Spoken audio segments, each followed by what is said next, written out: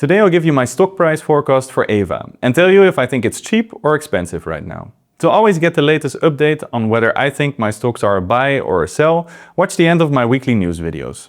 We'll start with a quick summary of what Aeva does, after which we'll move on to the assumptions that I have taken to make a P&L projection, which forms the basis for my stock price projection. The very first video I ever made was a deep dive on Aeva, so if you want the full background, have a look at it. Aeva calls itself a perception company. At the core lies what they call their one unified perception platform, which consists of their perception software, processor and LiDAR on chip module. They are working on the next generation LiDAR on chip module, which will be many times smaller and more energy efficient. Aeva's technology is what they call 4D LiDAR, FMCW, or frequency modulated continuous wave. This in contrast with the 3D time-of-flight LiDAR, which most of the competition is working on. The key difference is the fact that their FMCW technology can not only detect objects, but can also determine their velocity. Furthermore, it can be fabricated on a chip, can be applied to measure up close on micro level to far away up to 500 meters, and deals well with interference, like blooming. This platform forms the basis for their suite of products in the Atlas and Aeva line that you can see here. Each product is made for different applications. They recently added 2 new products to this lineup.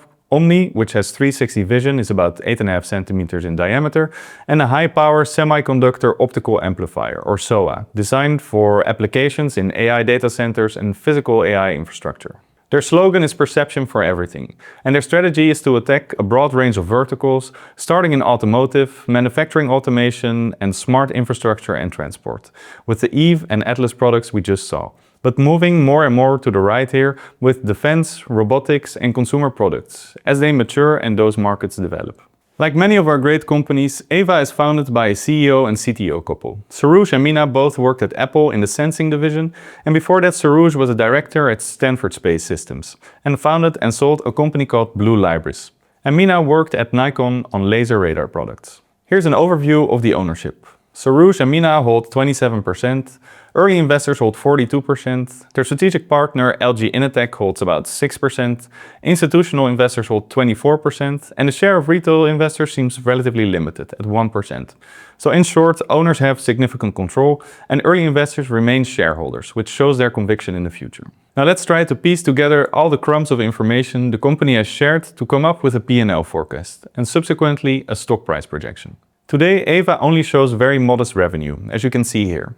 In their latest quarterly report, they shared that thus far our customers have primarily purchased prototype products and engineering services from us for use in their research and development programs. So they have not yet really started generating commercial revenue. They do, however, have a lot of partnerships ongoing that should result in a ramp-up of commercial revenue in the coming years.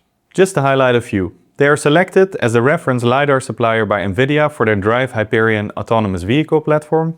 They were selected by a top 10 European passenger car company to roll out Atlas Ultra as a standard platform across multiple vehicle model lines globally, bar China. They were selected by SICK and LMI with their Eve product for manufacturing automation, and the list goes on.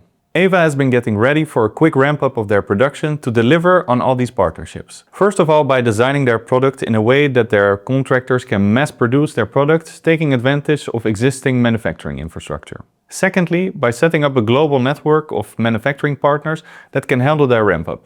Aeva estimates the total TAM for their products will evolve to about $80 billion across their different verticals. They don't give a lot of detail on this $80 billion other than that the market opportunity is based on industry data and analysis and Aeva internal estimates. But I'll assume that these are 2030 numbers. So there's a big addressable market, there are customers and there's production capacity. Now let's look at the clip from their CFO, Saurabh, to get some more color on how they see things progressing. A typical production program with a large OEM can range between 150 to 200 million on an annual basis at scale. In manufacturing, automation, we can use the one-dimensional displacement sensor market as just one example of massive revenue opportunity for Aeva.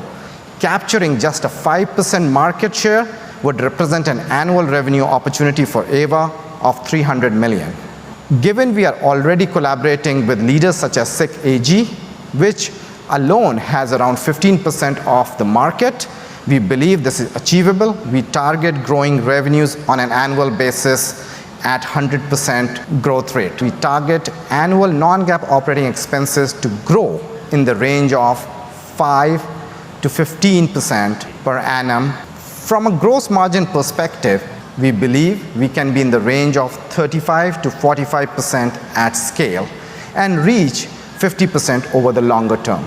So let's go over the information we have to build our forecast. Their average OEM projects takes 2 to 3 years to get to scale once they go into their start of production or SOP. Once they get to scale, these contracts can generate $150 to $200 million per year. They have several of these projects ongoing and are planning to get many more. On the industrial side, customers scale faster, and they gave the example of the 1D displacement sensor market, where the capturing of 5% market share would represent $300 million in revenue per year. They have projects ongoing in several of their target verticals, and this does not yet include customers for their Omni product, targeting robotics and automation. Finally, their CFO gave guidance of 100% plus year-on-year revenue growth for 2025 and beyond, 5 to 15% growth in OPEX per year, and 35 to 45% gross margin, settling at 50% in the long term. After mapping out the quarter-on-quarter growth trajectory for each of these opportunities, I come to the following quarterly revenue projection until 2030. And here you can see the annualized figures. You can see that I initially have some very aggressive growth percentages, especially around 2027, as several projects start to ramp and we are coming off a very low revenue base, with a more normalized growth as of 2028 and onwards. Now, to be clear, this forecast is wrong, but since we have taken a lot of the company's own assumptions, it should be directionally in line with their growth plans. We will base our stock price projection on revenue since the company is not yet making a profit today. But since they also give guidance on gross margin and OPEX, here's a high-level look at the rest of the P&L. This chart shows the adjusted cost of revenue, or core percentage, the OPEX percentage, and the operating income, or OI percentage, adjusted for share-based compensation. All of these are expressed as a percentage of revenue, and together they sum up to 100%. The left part of the chart looks kind of crazy because the cost of revenue plus OPEX, exceed revenue, and operating income is thus negative. As soon as costs are below revenue, the chart becomes a straight line, and you can see the green area increasing in size as costs decrease further. Based on my model, I would expect Aeva to start showing positive operating income as of 2029. The main reason is, of course, the decreasing relative size of OPEX to revenue, as revenue grows faster than OPEX. A final element we need for our stock price projection is a forecast of the number of shares outstanding. The issuance of new shares has gone up every once in a while as the company issued new shares to fund their business expansion. There will continue to be a steady but small increase due to stocks given out as share-based compensation to employees. And I have added additional issuance to take into account new financing by giving out shares. This brings it to a quarterly increase of 2%. As mentioned, we will use the revenue forecast to project the stock price, because today Aeva doesn't yet make a profit. We will do this by looking at their 12-month forward price-to-sales ratio. This ratio tells you how many dollars investors are willing to pay for every dollar the company is projected to earn for the next 12 months. Now, if you want to calculate this on January 1st, 2025, it is easy. You just divide the market capitalization of the company at that point by the revenue of the next 12 months, from January 1st until December 31st. This is easy because it's based on historical data. If you want to know today's 12-month forward price-to-sales ratio, you need to take Aeva's market capitalization of today, which is known, and divide it by the revenue of the coming 12 months, which is not yet known. This is why we need the revenue forecast that we just discussed. This table shows the daily 12-month forward price-to-sales ratio at which Aeva was trading every day for the past couple of years. Where the line is light blue, the ratio is taking my revenue forecast for at least some of the period. You can see that the price-to-sales ratio can be quite volatile, but it does tend to mean revert. For our calculation, we need the average price-to-sales ratio the stock traded at. As you can see, there's a really big spike over the summer, where the stock went rather nuts. To take this effect out of the calculation, we will use the average price-to-sales ratio of the past 6 months, which comes out at about 28.9, with a standard deviation of 9.3. Now, these values are fine for a high potential growth stock in its early days, but it's very high for a mature company. In my calculation, I will reduce this average value from 29 to 20 over the next 3 years, as well as a slight decrease in the standard deviation. Taking these values, multiplying them with our revenue forecast, and dividing them by our expected number of shares outstanding, we get to the following stock price corridor. The light blue line shows a stock price forecast based on the average 12 months forward price-to-sales ratio of the last 6 months, and the gray dotted line shows one standard deviation above this and below this value. Based on this calculation, I see an average upside potential for the stock until the end of 2028 of 644%.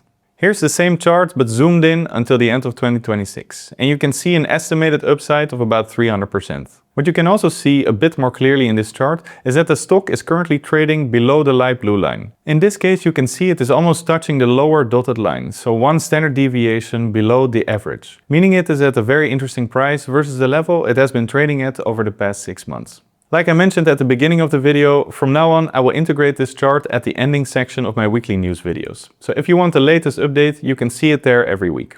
A few things to keep in mind when judging this forecast. The forecast is based on a revenue projection, which will be off. The question is by how much? Aeva's current forward price to sales ratio is high at 29 times. The price to sales ratio of the past does not necessarily need to be the price to sales ratio of the future. Now, I have tried to anticipate a reduction towards 20 times over the next 3 years, but this could still be an overstatement, or an understatement of course. The management team needs to execute on its plans to realize this projection. If they don't, it's not going to happen.